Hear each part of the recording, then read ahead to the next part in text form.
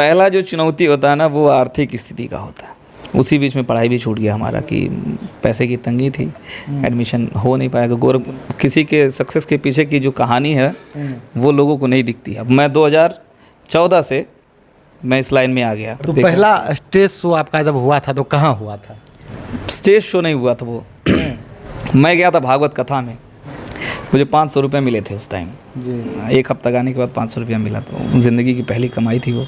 तो इतना ज़्यादा खुशी हुआ कि अरे बाप, मैंने एक बार में 500 रुपये कमाए। लोकल भाषा में ही बोलते हैं लोग कि नचनिया बन गया, ये कर दिया वो कर दिया। देख दानी मीठी मीठी मुस्की तुम्हारा तारा, टुक टुक ऐसे काहे निहारा तारा। लगभग सभी के साथ मैंने काम किया। सभी के साथ में आप काम करते? हाँ, सभी के साथ। मेरी मंजिल है कहाँ, मेरा ठिकाना है कहाँ, कोई ठिकाना नहीं है। जितना आगे बढ़ सकते उतना बढ़ते जाएंगे। नमस्कार दोस्तों, हमारे साथ हैं शेरा लोहार और कहीं न कहीं अभी के समय में ये परिचय के मोहताज नहीं है और लगातार स्टेज शो पे खास करके आप इनको देखते होंगे।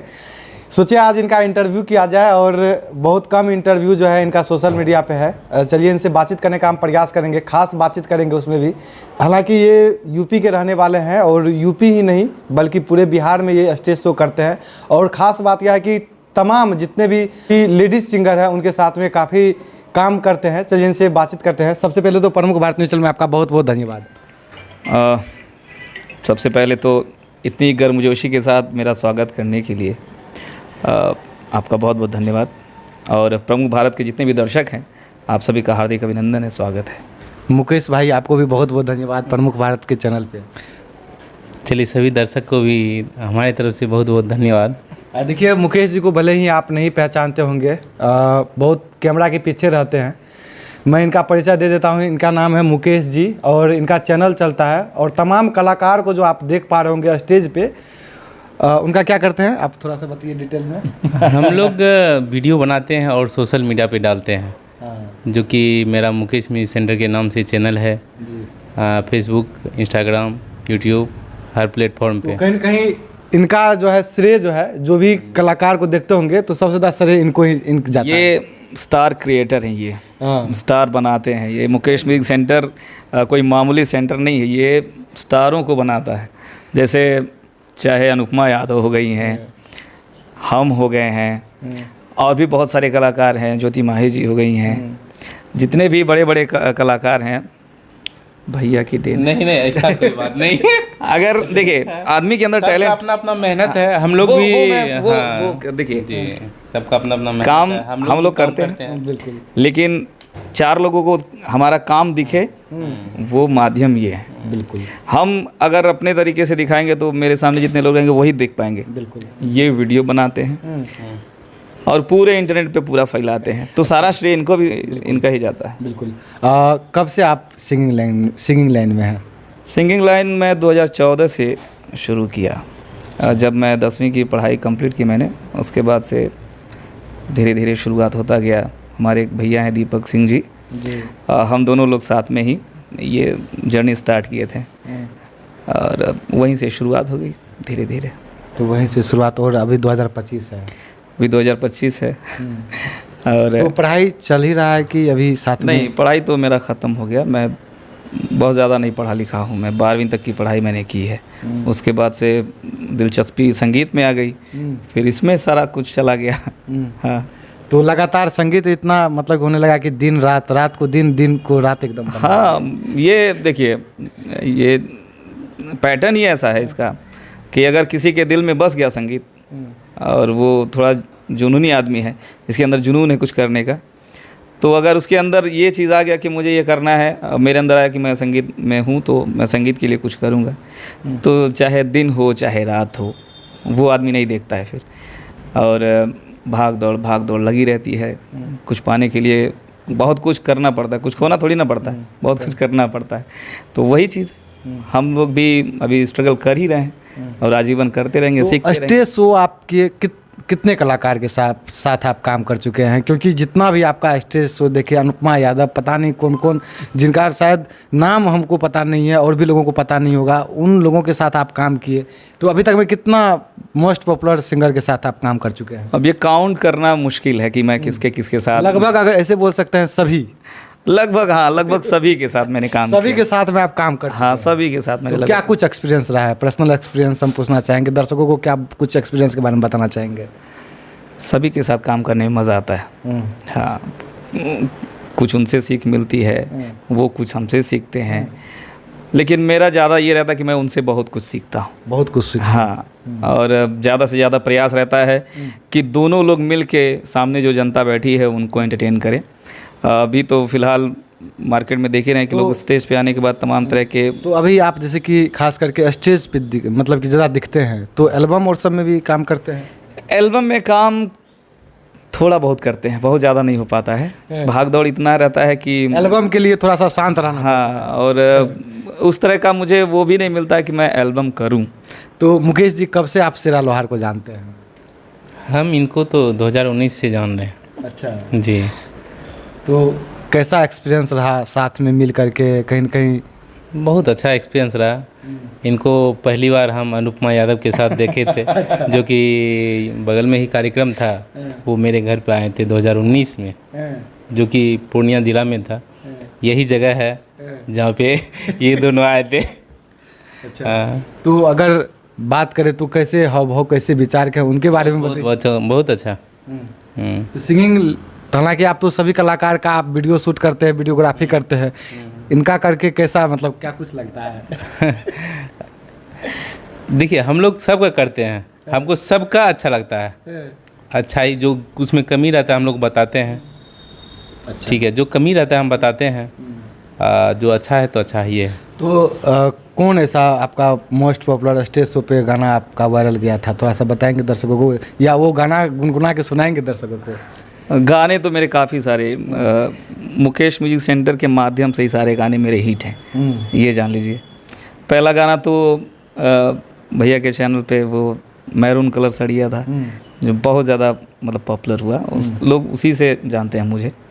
उसके बाद कई सारे हिंदी गाने जो थे वो उसके माध्यम से लोग जानते हैं। मैरून कलर सड़िया बहुत अच्छा गया था गाना। तो वो दुल्हन हो जा। बिल्कुल गाना था, मैं और हमारी को सिंगर हैं दुर्गा बोस जी, हम दोनों मिल के गाए थे, और मुकेश भैया ही वीडियो बनाए थे।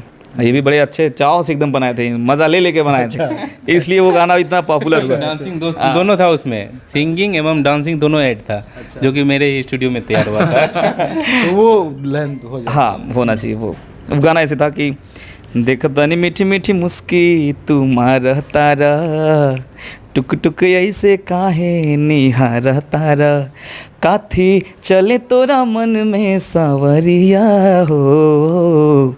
अब मेरी लाइन है कि हटे हटवले ना हटे नजरिया हो, जान मारे जान हो मैरून कलर सड़िया। ये गाना नीलकमल सिंह जी और कल्पना जी का गाना था, हम केवल दोहराए थे उसको, और लोगों ने बहुत सारा प्यार दिया। यहाँ स्टेज टाइप का कार्यक्रम हुआ था उसमें। तो वहीं पे गाना गाए थे और बहुत ज़्यादा प्यार, बहुत सारा प्यार आज भी मिलता है। लोग जब भी जाते हैं मंच पे तो लोग उसी की फरमाइश करते हैं कि वो गाना ज़रूर होना चाहिए। दूसरा कौन सा गाना है? दूसरा गाना हिंदी गाने थे सब। मैं अमृता हाँ, और भी बहुत सारे गाने थे। आप गिनाइए ना कि कौन कौन से गाने थे, मुझे तो एक्चुअली याद भी नहीं है क्योंकि इतना गाना आप गा चुके हैं कि याद नहीं है। तो एक गाना और था जिसे अमृता दीक्षित जी गाई थी मेरे साथ में, कि नज़र चाहती है दीदार करना, ये दिल चाहता है तुम्हें प्यार करना, सजा रब जो देगा वो मंजूर हमको, कि अब हम तुम्हारी इबादत करेंगे, तुम्हारे सिवा कुछ ना चाहत करेंगे, कि जब तक जिएंगे मोहब्बत करेंगे। बहुत सुंदर। बचपन तो हर एक इंसान का बीतता है, कहीं न कहीं आपका भी बीतता होगा। तो बचपन में ऐसे गाते थे कि अचानक इतना मेहनत के बाद फिर गाने लगे? देखिए संगीत जो है ना वो जन्मजात आपके अंदर आ जाता है। आप जब जन्म लेते हैं तब से आपके अंदर होता है। तो कितने साल के थे तब आप गाना गुनगुनाने लगे? मैं जब छोटा था, जब स्कूल में पढ़ता था, कितने क्लास में होंगे, कितने साल के होंगे, कुछ याद है तो बताइए। अब वो रहा होगा तीसरी या चौथी क्लास मेरी अच्छा। रही होगी। हाँ यही शायद हुआ होगा। तो स्कूल वगैरह में हम परफॉर्म करते थे। और उससे पहले हमारी माता जी हैं, वो भी मतलब बहुत सुर में गाती हैं, तो उनका अंश मेरे अंदर है। तो वो गाती थी तो धीरे धीरे हम लोग भी, मतलब मेरे घर में लगभग सभी लोग सुरीले हैं। हालांकि प्रोफेशनली मैं ही केवल आया इस लाइन में, लेकिन गाते सब हैं। अच्छा। हाँ। तो फैमिली में कौन कौन है, उनका भी परिचय दे ही दीजिए। फैमिली में मम्मी पापा, भैया भाभी, 2 दीदी हैं, उनकी शादी हो गई है, हम अकेले बचे हुए हैं, एक हमारी प्यारी सी भतीजी है। हाँ। तो सभी लोग गाते हैं, गुनगुनाते हैं? गुनगुनाते सब हैं, अच्छे सुर में एकदम गुनगुनाते हैं। ऐसा नहीं कि मतलब बेसुरा हो जाए या कुछ हो जाए, सब लोग सुर में गाते हैं। तो अभी तक फैमिली वालों को क्या सपोर्ट मिला है? अब उनका सपोर्ट नहीं रहता तो मैं यहाँ होता। तो गांव वाले का क्या सपोर्ट रहा है? गांव वाले भी भरपूर सपोर्ट करते हैं। हाँ। कभी ताना उना किसी के मुंह से अरे सुनी? वो तो हर एक आर्टिस्ट की लाइफ में आता है, ताना वगैरह आम बात है। वो एक आपको मजबूत करने का वो पैटर्न है, केवल तरीका है। वो नहीं सुनेंगे तो आप फिर आगे नहीं बढ़ पाएंगे। अच्छा। हाँ। तो अभी सुनने के लिए मिल रहा है कि सिर्फ शुरू में ही सुनने के लिए मिल रहा था? वो भी मुंह पे नहीं कोई कहता था, पीठ पीछे लोग कहते थे। अब तो तरक्की देखे, अब तो गांव का नाम रोशन होता है। तो क्या कहते थे कि फलनमा का बेटा जो है नचनिया पदनिया यही सब बोलते हैं। हमारे यहाँ लोकल भाषा में ही बोलते हैं लोग कि नचनिया बन गया, ये कर दिया, वो कर दिया। लेकिन ऐसा नहीं है, प्रयास था और एक अच्छे वे में प्रयास था, जिससे गांव के लोगों का नाम रोशन हुआ। तो अब लोग शाबाशी देते हैं। अच्छा। 10 लोग जान रहे हैं। हाँ। बस लव लगता है कि इसने अच्छा कर रहे हैं। हाँ बिल्कुल। जब तक इंसान सफल नहीं हो जाए तब तक लोग पागल ही समझते हैं। हाँ, तब तक लोग वही समझेंगे। क्या मुकेश जी, जब तक लोग इंसान सफल नहीं हो जाए, 2 चार पैसा ना कमाने, जब तक लोग पागल नहीं करते वो सफल ही नहीं हो सकता है। मेन यही रीज़न है। कोई कम हो, पहले तो सब डिस्टर्ब होते हैं, सबको अच्छा नहीं लगता है। तो अपने बारे में मुकेश जी बताइए, आप कैसे यहाँ तक पहुँच गए? एक अलग, हालांकि आप न सिंगर हैं न कुछ हैं, फिर भी बड़े बड़े कलाकार से लेके छोटे छोटे कलाकार आप तक पहुँचते हैं। ये पहुँचे नहीं हैं, इनको भगवान जी ने भेजा है। अच्छा। कि ये नहीं रहते तो हम लोग नहीं रहते, तो ये भगवान इनको भेजे हैं बना के कि आप चलिए, आप बनाइए लोगों को। हाँ। तो बाकी इनके मुंह से भी सुनते हाँ, हैं। बिल्कुल बिल्कुल। कैसे ये अचानक, देखिए मधेपुरा जिला के ही हैं मुकेश जी, और तमाम बड़े बड़े जो कलाकार हैं वो मुकेश जी के घर ही, मतलब कि एक तरह से सभी कलाकार इनके घर को अपना घर मानते हैं। तो इतना मतलब कि कैसे हो पाया? एक आम इंसान के घर में बहुत कम कलाकार पहुंचते हैं, लेकिन तमाम कलाकार आपके यहाँ पहुंचते हैं। हालांकि गांव का नाम जो है हम थोड़ा सा प्राइवेट करना चाहेंगे, लेकिन आप मधेपुरा जिला के हैं और इतना मतलब कि कैसे ये सब कैसे हो पाया? ये सब तो हम ऑटोमेटिक लगता है, इस लाइन में हम जुट गए। ठीक है, हम लोग इस लाइन में करीब 2013 से काम कर रहे हैं। ठीक है, वीडियो बनाना मेरा पुराना शौक़ था। तो यूट्यूब तो उस समय था भी नहीं, तो हम लोग का शॉप हुआ करता था, उसमें वीडियो शूट करके हम लोग पहले मेमोरी सब में गाना वाना भरा किया करते थे। अच्छा। वीडियो बना के। तो इसके बाद वो होते होते यूट्यूब का प्लेटफॉर्म आया, तो हम उस पर अपलोड करने लगे सॉन्ग। तो उसी लाइन में जब प्रोग्राम में हम जाने लगे तो फिर धीरे धीरे इस लाइन में आगे बढ़ते चल गए। तो कितना साल से अभी आप कर रहे हैं? 2013 से कम कर रहे हैं ना, अभी तो आप अभी 2025 चल रहा है। मतलब कि 12-13 साल से आप लगातार लाइन में है, तो फिर धीरे धीरे सबसे परिचित होते गए। यही सब बात है। इसी बीच हमसे भी परिचय हो गया इनका। अच्छा। हम बहुत ज़्यादा परेशान करते हैं मुकेश भैया को। अच्छा। क्योंकि गोरखपुर से आते हैं, ठिकाना हमारा यही रहता, मेरा दूसरा घर यही है। भाभी लोग हैं, खाना खाने का मेरा टाइम नहीं है, हम सोए रहते हैं, उन लोगों को फिर परेशान करते हैं। 2-3 बजे उठते हैं तब परेशान करते हैं कि भाभी खाना चाहिए।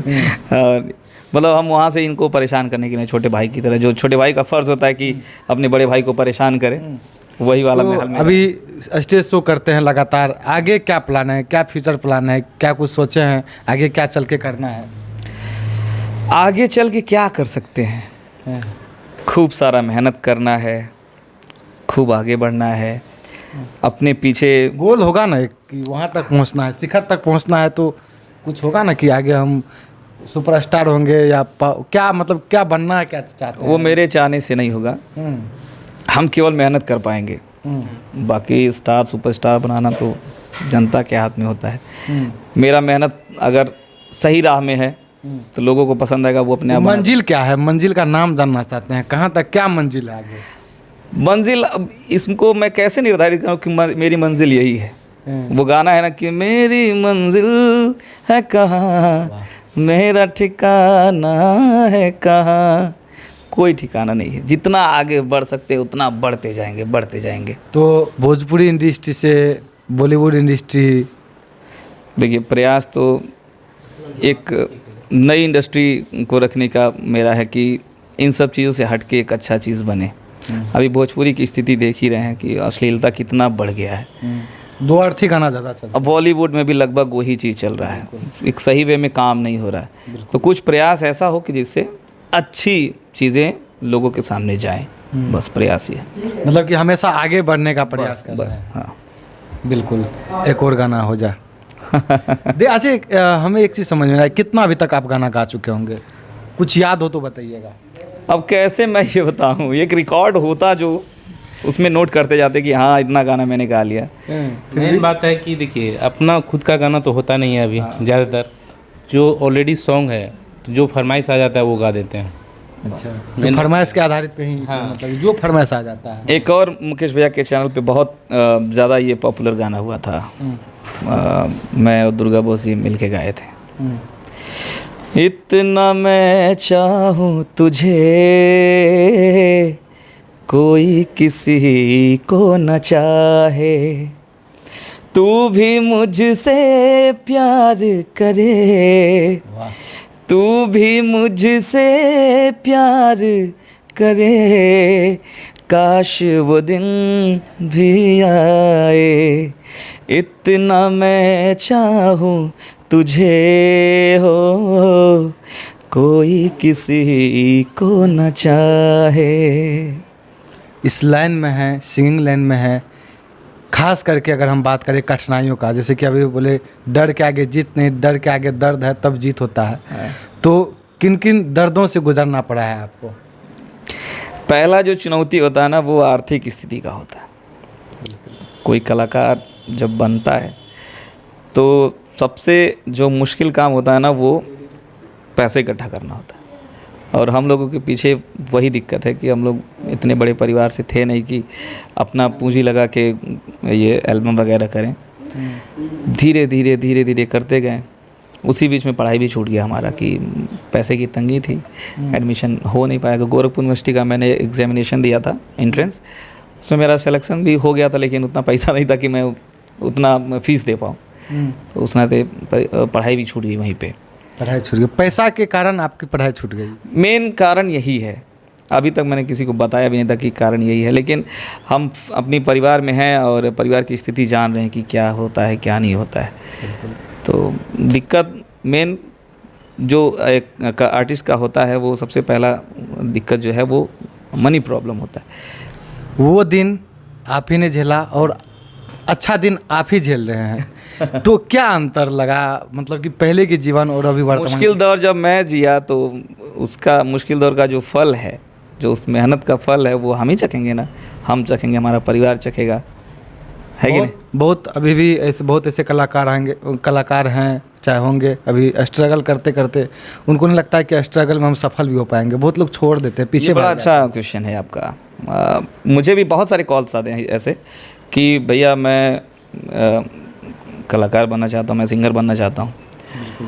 लोग सपोर्ट मांगते हैं, लेकिन मैं उनको एक ही एडवाइस देता हूँ कि पहले आप जाके सीखिए।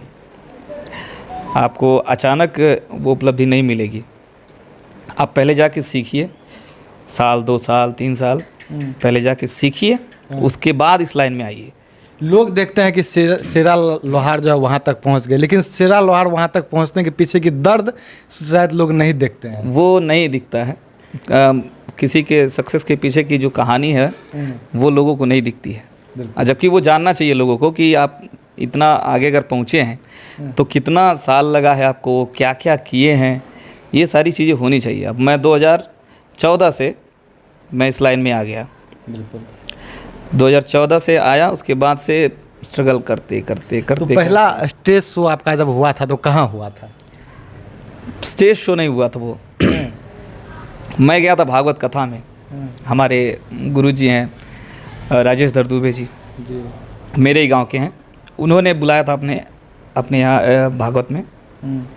1 हफ्ते के लिए मैं गया था। वहाँ गया तो 1 हफ्ता गाया मैं, हालांकि गाने वाने कुछ आता ही नहीं था।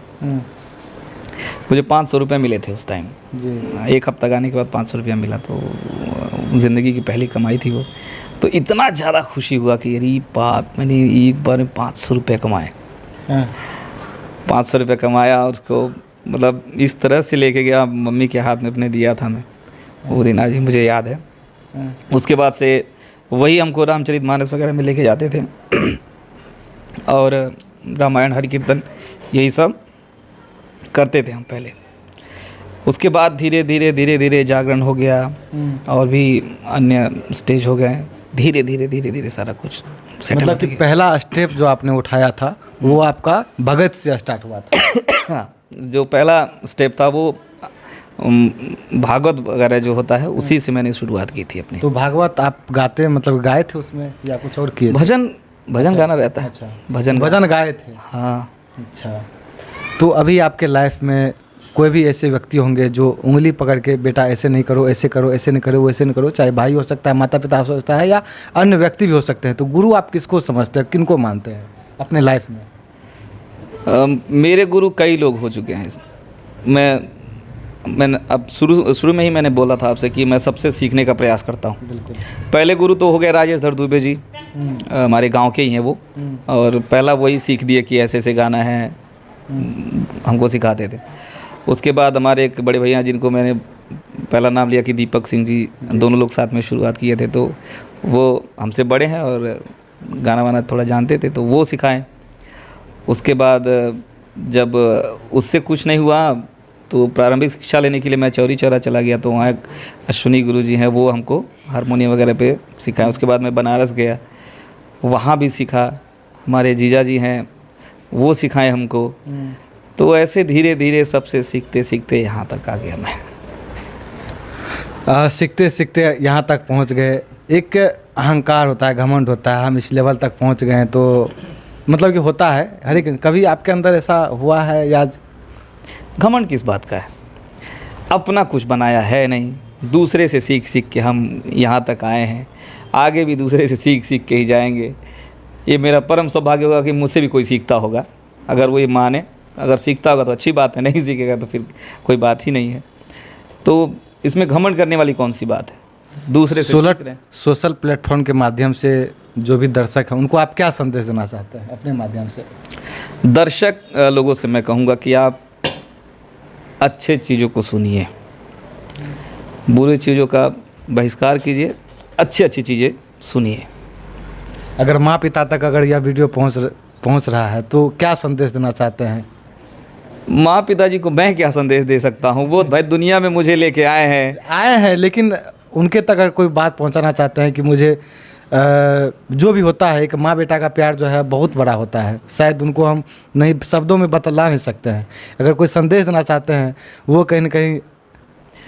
अब माँ पिताजी के लिए मैं क्या कहूँ? आपने सही बोला कि शब्दों में बयान नहीं हो सकता है, लेकिन एक चीज़ कहूँगा कि यहाँ तक मुझे लाने के लिए आप लोगों का बहुत बहुत धन्यवाद है कि मुझे इस काबिल समझा और मुझे सपोर्ट किया। आज भी सपोर्ट करते, पहले भी सपोर्ट किया था, तो आज तक जितना भी सपोर्ट किया उसके लिए बहुत बहुत धन्यवाद। जाते जाते एक और सॉन्ग हो जाए अच्छा सा। हाँ, प्रभु राम जी के लिए मैंने एक भजन गाया था, बहुत ज़्यादा पॉपुलर हुआ था वो गाना। सनातन म्यूज़िक भारत पे वो गाना है और मुन्ना मिश्रा जी उसके म्यूज़िक डायरेक्टर हैं। दीपक सिंह जी गाना लिखे हैं जो भैया हमारे। वो गाना ऐसे था, जो हनुमत के दिल के पास हैं भाई भरत के खास हैं, हनुमत के दिल के पास हैं भाई भरत के खास हैं, एक पल में भक्तों का हर लेते हैं कष्ट सारा, वो मेरे राम हैं, वो मेरे राम हैं, वो मेरे राम हैं। बहुत सुंदर, बहुत सुंदर। आप सिंगर सबके साथ में रहते हैं, आप इतना दिन से काम कर रहे हैं, तो आपको नहीं लगता है कि हमें भी 2 लाइन गुनगुनाना चाहिए? इस समय प्रयास हम नहीं किए हैं कभी। ये गाएंगे ना तो हम लोगों का मार्केट खा जाएंगे। सही में? हाँ? नहीं हम लोग सिंगिंग लाइन से हैं, लेकिन हम लोग कभी रियाज जैसा नहीं किए हैं हम लोग। इसमें हमको डिजिटल माध्यम में जो कहिएगा हम वो करेंगे। ठीक है, शूटिंग वूटिंग कितना चीज़ होता है, हम लोग सब चीज़ करते हैं। ठीक है। तो अभी भी बहुत ऐसे आजकल तो खास करके जिस लाइन में आप हैं तो बहुत सारे मतलब कि अपना चैनल बना के काम कर रहे हैं कि नहीं कर रहे हैं? जरूर। तो अभी कंपटीशन जो है लगातार बढ़ ही रहा है, क्या नहीं बढ़ रहा है? बहुत ज़्यादा, बहुत पहले से तो अभी बहुत ज़्यादा कंपटीशन है। लेकिन जो पुराने तरीके से काम कर चुके, जो एक्सपीरियंस बन रहा है उसमें कुछ अलग मतलब काम करने का तरीका। देखो, उसको 10 साल का तजुर्बा रहता है ना, तो कैसे कब क्या हुआ नहीं हुआ तो सब पता रहता है ना, क्या होगा नहीं होगा। हम लोग को भविष्य पता लग जाता है आगे क्या होगा। अच्छा, कभी आप मतलब कि आपका 6 मिलियन का कोई एक चैनल था, हाँ, क्या नाम था उसका? म्यूजिक, वही मुकेश म्यूजिक सेंटर, मेरा मेन चैनल वही। तो कैसे 6 मिलियन वाला चैनल डिलीट हो गया आपका? डिलीट तो उसमें टीसी से स्ट्राइक आया है। ठीक है, बात चल रही है, देखिए क्या लगता है कभी वापस आएगा कि? अभी कैसे बता रहे हैं। अच्छा, आएगा, ज़रूर आएगा। हाँ, विश्वास भरोसा है? जरूर प्रयास में है। जो आदमी कभी किसी के साथ गलत नहीं किया तो ऊपर वाला भी उसके साथ गलत नहीं करेगा। बिल्कुल, तो चैनल आएगा, ज़रूर आएगा। जरूर आएगा। हाँ, चलिए, हमारी शुभकामनाएं आपके साथ है और भगवान से कामना करते हैं कि 1-2 मिलियन नहीं बल्कि 6 मिलियन का इनका चैनल था, मुकेश म्यूजिक सेंटर करके। अक्सर आप यूट्यूब पे चाहे फेसबुक पे अभी भी देखते होंगे मुकेश म्यूजिक सेंटर चैनल पे ही इनका जो भी सिंगर हैं उनका जो है स्टेज शो खास करके वो वीडियो अपलोड होता है। क्या कुछ संदेश देना चाहते हैं सोशल मीडिया के माध्यम से दर्शकों को, क्योंकि आप तो कैमरे के पीछे रहते हैं? हम क्या संदेश दे सकते हैं? हम क्या संदेश दे सकते हैं? अच्छा, आगे भी इसी प्रकार करना है या कुछ और प्लान उनान है आपका? देखिए, हम लोग का प्लान तो बहुत ज़्यादा है, लेकिन हम उसको बताना नहीं चाहते हैं। वो सब भी करेंगे, सीक्रेट ही करेंगे। सीक्रेट हम लोग का सीक्रेट रहता है। बता के कोई चीज़ नहीं किया जाता है, वो करके दिखा देंगे कि फिर पब्लिक को पता चल जाएगा। एकाएक होता है। अच्छा, कुछ जब भी कुछ करना है तो मतलब कि अचानक करना है और मार्केट में एकदम छा जाना है। अब प्रयास करते हैं ये, देखिए क्या। अच्छा, तो खास बातचीत सुना आपने, किस प्रकार अपनी बात को रखे हैं मुकेश जी और श्रेय लोहार जी, और क्या सोचते हैं तमाम बातों को लेकर के मुकेश जी के और श्रेय लोहार जी के बारे में क्या सोचते हैं। हालांकि जो भी सवाल छूट गया हो प्लीज़ आप लोग कमेंट में ज़रूर बताइएगा। हालांकि कम समय था और कम समय में ज़्यादा बात रखना था, तो हालांकि नेक्स्ट टाइम का भी बहुत जल्द जो है मौका लेंगे। बिल्कुल बिल्कुल बिल्कुल, हम पूरी तरह तैयारी हैं। और इसी तरह आप प्यार देते रहिए दोनों भाई को और मुझे भी थोड़ा सा देते रहिए। तो चलिए, मिलते हैं अगले किसी इंटरव्यू के साथ। इसी तरह प्रमुख भारत को देखते रहिए। मैं आपसे विदा लेता हूँ, तब तक के लिए जय हिंद, जय भारत।